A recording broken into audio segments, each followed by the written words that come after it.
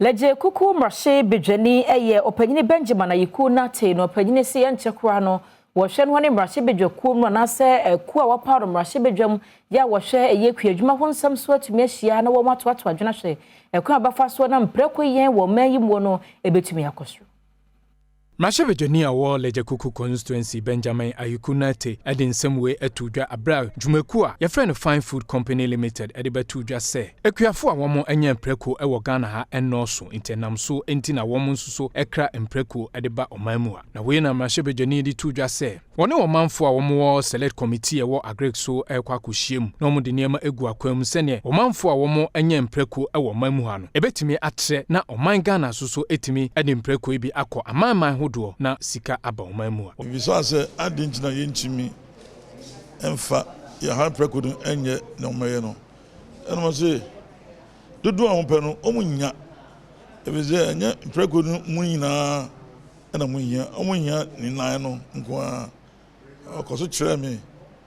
sika odi kraba yam shimi pa but ebekoso ene makasa kwan befa so a ebetimi enya ye farmers no ewa Ghana ha anya mpreko no de ntia ye ntimi nya ndodo no ebere Wowie no municipal chief executive no ewo leje kuku municipal assembly Mordecai Kwashi ene Adom TV kasa abra woni pa dwumaku a wato ne din se support team for 1D1F eno wo leje kuku municipality no wode to Adom TV enim emfasode a assembly no ene wo manfo a woni wo mpatamu no ebenya through the 1D1F implementation committee no be create enabling environment wa I betim the support to new 1D1F operators for them to grow. It is clearly a symbiotic relationship because as more commercial and industrial entities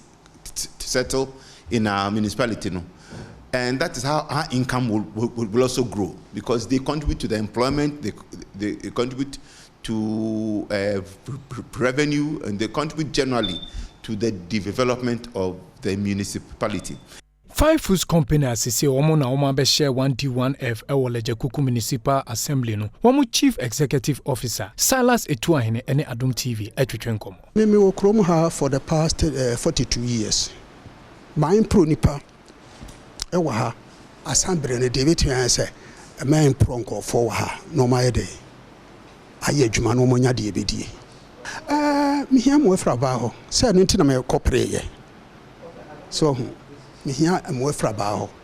enu etwa ho a ese ba bia me factory no ese aba itimi siesie ekwa ama me e say factory na ani me fie wo ne nkyai